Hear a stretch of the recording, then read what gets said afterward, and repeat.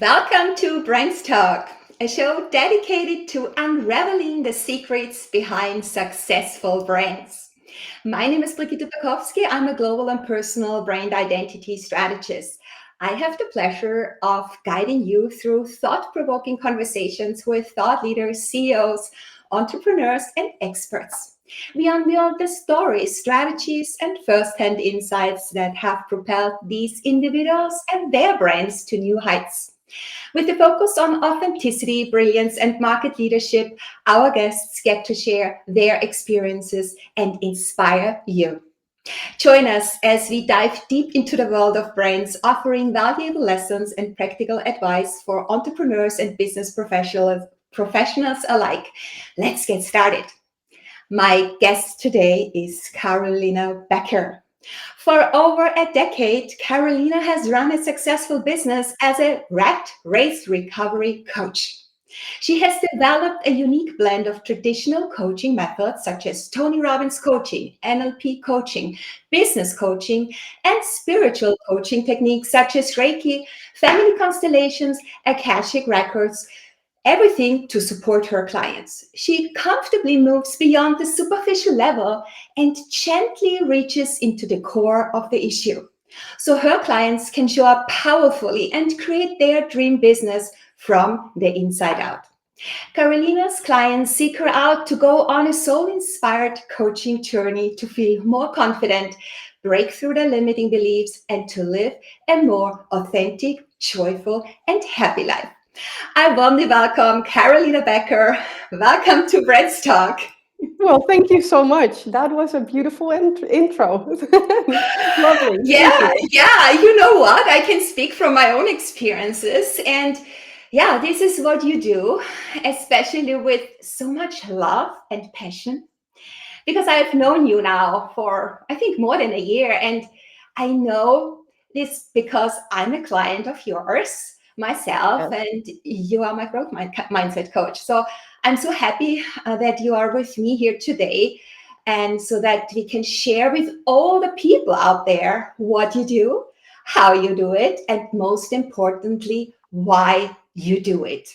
And Carolina, you woke up one morning and you realized you were a fantastic player in a rat race, and that success without soul fulfillment is a hollow victory. So how come, why? And then this epiphany you had urged you to do a dramatic turnaround. Tell us, we all want to know your story. And also within that story, we want to know what you consider as a rat race. Okay. So let's start with that. I can start with the rat race. Good. So, and then the story will unfold. So what I found is in my particular case, my rat race, I was working a wonderful job. It was amazing. I had a great team, nice colleagues, but I was in a pressure cooker. And literally I felt like the world was sitting on my shoulders, and that all the responsibility for basically everything I could think of was with me. And even though people helped me with tasks, I was responsible for a lot, and that made me run around like, and I felt that pressure the entire day. So what happened with that was I got into my car at the end of my workday, and I sat in my car crying. Now, of mere pressure, of feeling that wasn't good enough, of feeling that on certain meetings, I felt like an imposter. I felt like I don't know, and I don't know enough. I cannot help these people. Um, and I needed to. I needed to lead these people, but I couldn't. In my perception, right? People around me didn't even notice. They didn't notice that I felt all this stress. They didn't notice that I felt all this anxiety, and they didn't even realize, of course, because I tried to hide that as best as I could. they didn't realize that I was in so much self-doubt, and that every time I stepped into a meeting, I felt like I was stepping in there with a certain title, and that I didn't deserve that title. And so all that it happened every day. And so at the end of my day, I was exhausted. And I went home. Usually what I did when I got home, I still had to cook my dinner, which I didn't do. So I got takeout, which made my life a lot less healthy. I uh, fleetingly talked to my parents or my friends, and then I went to bed exhausted. Next day, everything started all over again. So I got out of bed already with lead in my shoes. I just had the alarm clock at 7 in the morning, and when that alarm goes off and you're still in that dream, and you really can feel that your body needs more sleep, needs more rest. But it wasn't the physical sleep that it needed, because I slept my 8, 9 hours a night. It was the mental stress that caused my body to feel exhausted. And I went back into the office, lead in my shoes, standing in traffic, trying to rush through it, because for whatever reason, I always felt like I was 5 minutes late. I never Mm. was, but that was like my entire system felt like I was 5 minutes late. So I rushed through traffic, ran up the staircase of my office, sat at my desk 10 minutes earlier than I was supposed to, and I still felt that I was too late. That rat race, that for me was the rat race. And I felt Mhm. like that day in, day out, day in, day out. Even my weekends, I had to do stuff. So I got up, I needed to do my groceries, I needed to do this, I needed to do that. And so even on the time that I was supposed to wind down, I was still on a rat race. Mhm. So Yeah. that's how my Yeah. journey started. Mm. Yeah, and I think a lot of listeners can relate to that. And now we would love to know how you got out of that. Well, I guess that at some point I reached this level of enough is enough. I cannot, if I don't stop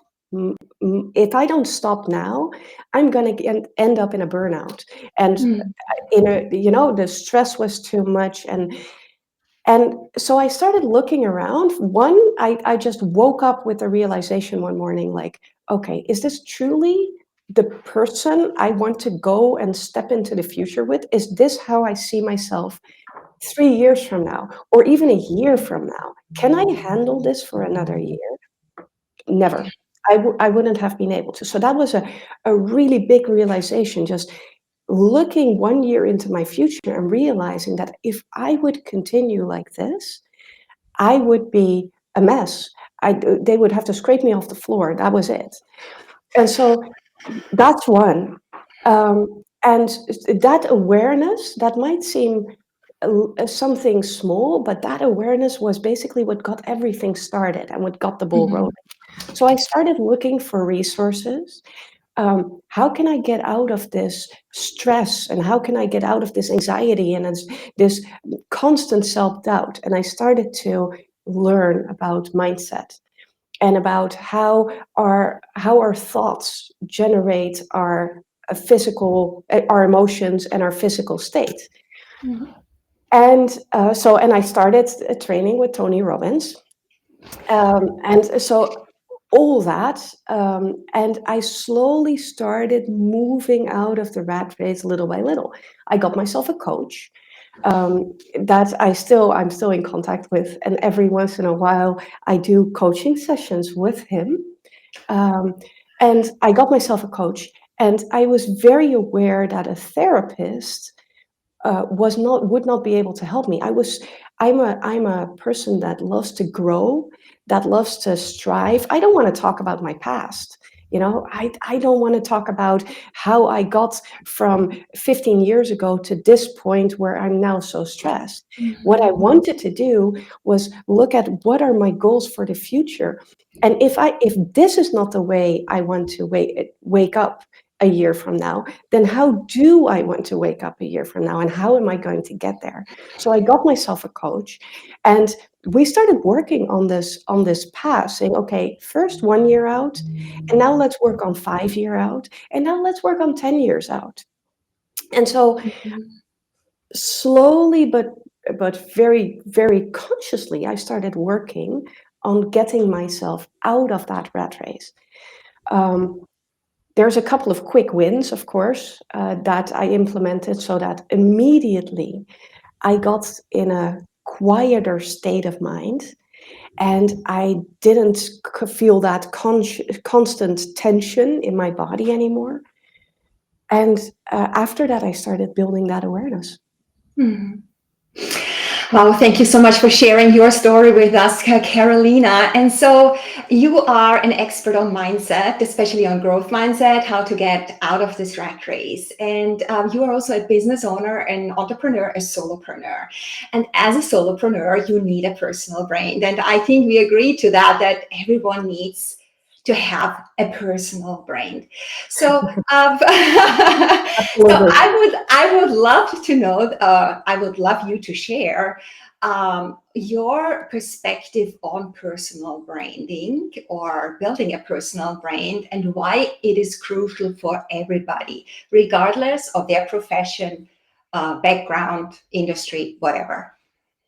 Okay, so yeah, I'm kind of maybe a little bit odd in that, but I think you already have a personal brand. You, Yeah. me, everybody. Everyone. From the moment that we are born, we start to build a personal brand. And a lot Yeah. of people don't recognize it, but people call it, for example, a reputation. Mm-hmm. Or they call it, well, people know me for. Well, that's a Mm-hmm. personal brand, I believe, Mm-hmm. right? And Yeah. so it's tied to your identity, and Mhm. it's something that if you don't develop it by yourself, other people will develop it for you. Exactly. Yeah. They will define you whether you like it or not. Exactly, and and even um, there's a possibility that instead of you building your brand based on your identity, that other people build that brand for you, your reputation, and that you start living that reputation, and Mhm. that you start adjusting your identity to what other people say you are. Mhm. I mean, everybody has had, in especially let's say in high school, we all had a certain reputation. Oh, she's the quiet kid. Oh, that's the weird one. That's the popular kid, right? So we all had that, and there has been a lot of research done about this, that the way we talk to children, and that of course goes on into adult life, even though we have more control of it, and we're not as perceptive to other people's opinions, it's still, things still come in, right? Mhm. What people say to us still enters our brain and enters our system, and we can still feel bad about it, right? Even Mhm. if we're adults. And so, but as children, we're very perceptible. And if teachers treat us as smart kids, we actually become better skilled in what the teacher wants us to do. So children that are taught that they cannot do math, they become horrible in math. And even if maybe they had a wonderful, if you would just put it in a different perspective, they would be fantastically, they would be great in math. Mhm. By treating them and by telling them that they are not good at math, they automatically are not good in math. So they adjust their identity to the expectation that the outside world has of them. And Oh, wow. Yeah. So how can we as individuals take control? Because we need to turn that around. we do need to turn that around. So taking control is exactly that. Um, Mhm. taking if, first, I think every step that we do starts with awareness, Mhm. and seeing the story as it is. And with that, I want to say, so we have all these stories that we tell about ourselves, that we let other people tell us, and seeing things as it is and not better or worse than it is step one. Just creating awareness around what is true. Does this also mean that we're accepting it if we see it as it is? Does it imply accepting the situation how it is right now? I don't think it's necessarily accepting it already. I think it's just if you can see things. I have this. Let's give an example. So I recently flooded my house. I'm for people that know me a little bit better than the people that are watching probably. They know that on my weekends I walk around like a construction worker. I fix things in my house. I paint things. I'm doing stuff with my hands because I need to rest my brain. So I'm in one of those construction work things. I chipped a pipe, and that thing started leaking water and more water and more water. Now, of course, and it was during the night. So the next morning, I came down. My entire floor, wooden floor, covered in water, and well, it's ruined. Oh my So God. how can you see that? What can you see in that? What stories can you make of it? So I, of course, came down, and the very first thing is, I am such an idiot. Why can't I do anything right? And even as a mindset coach, I first start generating that thought. Everybody starts generating those thoughts. Even Tony Robbins generates those thoughts. But the speed with which you catch yourself saying that to yourself, that's where your progress is. So I start saying these things to myself, and I immediately think, wait, what am I allowing my brain to do to me? I'm not accepting that. So I got, no, I'm not going to think it. I'm not, just because I made one mistake in I don't know, a year of construction work, basically, that doesn't make me automatically make me an idiot. It just makes me a person that chipped a pipe.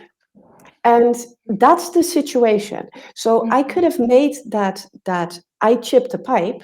I could have made that into a big story and made it a lot worse than it is. I also could have looked at the water and said, "Oh, the floor is ruined, and the neighbors downstairs probably have water in their kitchen, and oh, what am I going to do?" Well, in fact, in reality, the only thing that I was sure of at that particular moment is I chipped a pipe, water came out, and my floor is wet. That's the reality. So Got it. it's accepting wasn't in that yet. I must say very honestly, because of course I was still a little bit angry with myself. But those feelings are allowed to be there. That's also reality. The reality is I'm a little bit angry with myself because of this. And that's it. That's the reality. And everything we make of it afterwards, that's something that you can control. Now, that's the same thing with. So going, I'll correct it back. Sorry. Yeah, but thank you so much for explaining, because this story really exemplifies what it really means to have awareness, and that there is this neutral state. And it's okay to be a little bit angry about ourselves, but it's the point where, or the speed of catching ourselves. Say, listen, just one moment, take it all in, lean back and relax in this turmoil, and then see it in a more neutral, balanced way. Thank you so much. So Okay, connecting that back to personal brand. personal branding, yeah. How can we take control? So how can we take control? The taking control in this particular sense is to become aware of what is it that I think about myself, and what is it that I take on from other people, and try to split that. So you can even make a list, right? You just draw a line Mhm. over the middle of the page, and then so I did this in the beginning a lot. This is a good exercise for the listeners as well. I did Yeah. this a lot in the beginning just to become aware of what is actually true and what is just a thought. I drew a line on a piece of paper and I wrote down me and other people. And then Mhm. you can hear that a lot of times when there's things that you think to yourself, that you very often sort of copy those thoughts from somebody else, and they're actually not yours. Mhm. So tying that back into the whole personal brand, if you become aware of what you what you take on as an expectation, and what you made part of your identity because other people told you that you are like that, then you can also split and you can say, okay, I would like to influence that part that I don't like.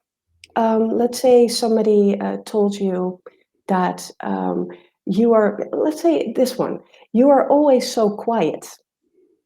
Mhm. And so people that take that on as their identity, the people have told them that since they were little, and by now they don't really feel like being quiet, but they're always the quiet one, so they are complying with that image of always being the quiet one. So you're at a party, and well, you're being introduced. Well, he's always a little bit shy, or he's always a little bit quiet, Mhm. and then you're standing there, and are you, or were you actually just about to talk when somebody said that? And did you think, "Oh, let me pull back those words because I'm the shy one"? Now, once you become aware of how which components you have that are put on you by others, you can say, "Hey, do I still want to keep this component? Mhm. Do I Mhm. want to be shy? Or do I really want to just say to, well, I used to be shy, but now I'm quite talkative, and now I make a lot of friends whenever I'm at a party." Mhm. You see what I I mean? th- yeah, and I think that what you're saying also leads to authenticity because the more you understand what parts are actually yours and what is not yours, makes you much more authentic. Because otherwise, you're taking on all what other people talk about you and what they see in you because they kind of brand you with their perception on you. And taking control means really understanding what is my part and really living that. That makes us authentic, isn't it? Absolutely. Absolutely. Authenticity is the way I see authenticity is we have certain values and ethics that we find important. And um, if you, so the clearer you are on those values and Mhm. those ethics, the more you can choose for those values and those ethics. And then the more you can start talking in line with those ethics and values. And that makes you more authentic. That makes you be perceived as more authentic because you're basically doing what you're saying and you're saying what you're doing. Mhm. Yeah, and you're doing something because you have an overall vision. And that leads me to the next question because you also have an exercise I have learned that helps us making this personal signature. And a personal signature is the mark that people live in this world. It's the legacy that we leave behind. So for me, it's having this overall vision, yeah, what I'm striving for. So can you provide us a glimpse of this exercise and how it helps us Hmm. individuals translate this? Being authentic means also living by our core values and help to really translate those values into our business. And therefore, because with authenticity, with living by our own values, we attract others like-minded people. So how does that all get together, the vision, the values, and attracting people? So so yes, there's an exercise. I had to quickly look at my notes. I'm sorry. Thinking, oh, which exercise? I have a big toolbox, so I thought, oh, which exercise do I have for that? But I do indeed have an exercise, and I told you about that. So good that you remember. So yes, indeed. So I have a value exercise, and for whoever is listening and wants to do that exercise, send me a direct message on LinkedIn, and I will send you that exercise. It's basically an exercise to find your top 3 values, and it's very simple. It's very easy, but it's also very effective, right? Big changes often don't need big big changes for big results don't need big changes. Sorry, lost my words there. So yes. So once you have those 3, you can start translating those into your business and into your communication. And I do believe that like attracts like. I mean, and it's very easy. If one of my values would be oh, that's well. Let me take one of my values is joy and living joyfully. I attract people that like to live joyfully, right? Now you would say, but doesn't everybody want that? And that's actually no. Some people are happy to, for this life stage that they're in, to put their joy on a back burner for a while because they have other values that they value more. So it's not like they don't value joy, they do, but they have a different top 3, and joy might come on place number 4, and so they will act in their top 3. So they might not necessarily be attracted to what I do, let's say. So finding that top 3 is easy, well, more or less. And can be very, very valuable to find and attract like-minded people. Yeah. Okay, super. So people should send you a message and then they can get in touch with you. Yes. Awesome. Beautiful. Yeah. And I mean, we all talk about staying true to ourselves and authenticity is key. Sure, it is. But how can we, as entrepreneurs, living by our values, striving for our vision, and leaving that legacy, strike a balance between staying true to ourselves, yes, but there's also, changes in the environment, socioeconomical changes, industry changes, the competitive landscape is changing, just people behavior is changing. How can we balance that and in the pursuit of building a business? Because we need to or get to compete. We are not the only one in this world offering such a service. So what is your idea, your stand on that? So I believe that we live in a world of abundance. And that we're not really each other's competition.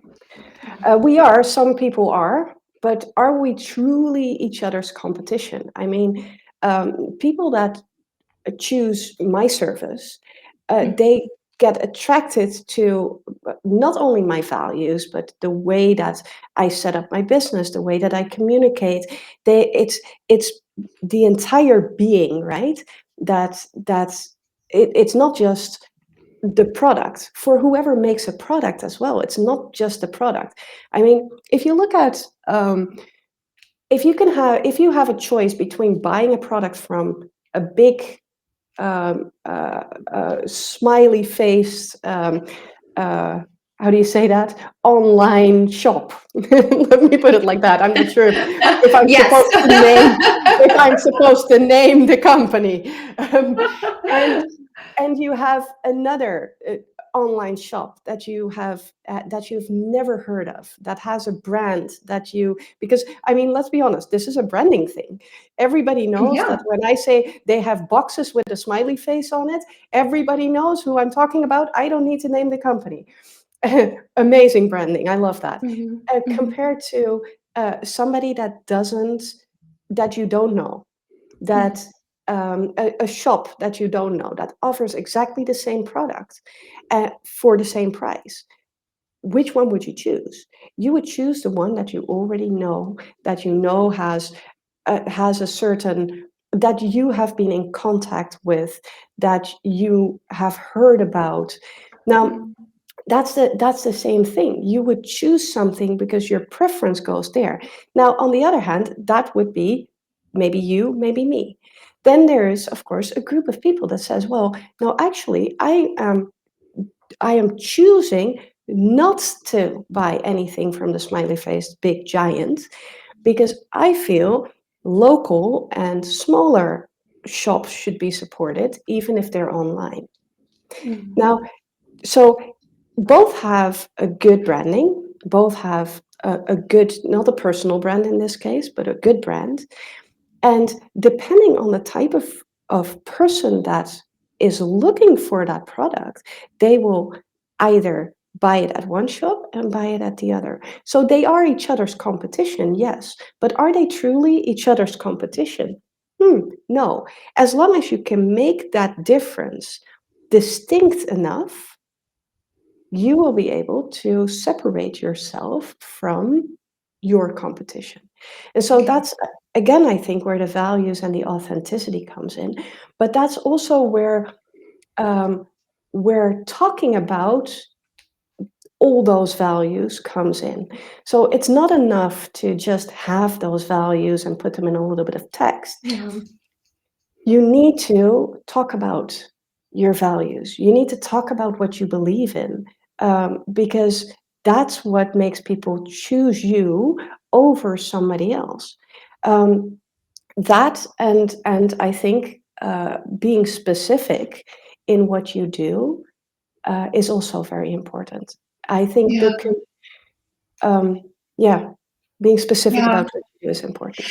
Yeah, and I think it's especially hard for those who really are suffering from self-doubt, or they are not as confident as they're supposed to be, and suffer from anxiety. And for those, it's really hard to stay true to themselves, even though when you are in the trenches, because then you are not seeing the end of the tunnel in that very moment. So I think it's so much more difficult for people in that state, coming from these limiting beliefs, to stay true to yourself in this, somehow we all say, competitive landscape, which actually is not, because there is a lot of abundance out there. So I think we need to reframe our thoughts in order to really go through that.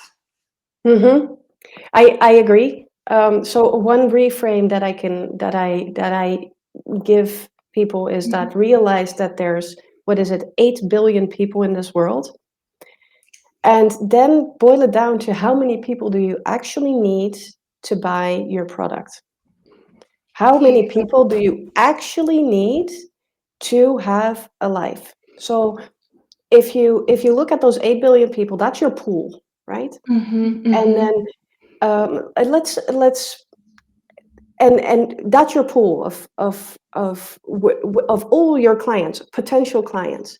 mhm, And then mhm, if you look at that, and let's say you need 10 clients a month to be successful, then there is so many people out there. And I also believe that when you have your values well stated and you understand them well, that you will be found. I yeah. recently got. I recently gave somebody an example of this, and saying, if you have uh, a good headset and it works fantastic, and you are and you are on your computer and you have that banner on the side, and it all these headsets pass on that banner. You have a good headset, so you don't even look at the banner, and you just scroll and you just look at the web page where you're supposed to be on. But let's say your headset broke, and it broke yesterday, and you go to the same website, the same banners go up and down and up and down and up and down and up and down, and you have seen those banners for months, and you didn't touch them. And today you see those banners again, and you think, "Oh, headset, I need a new one. Let me click it." So your dream client and your dream clients, they are already looking for you. But you do need to tell them what they can find when they find you. Oh, wow. Yeah.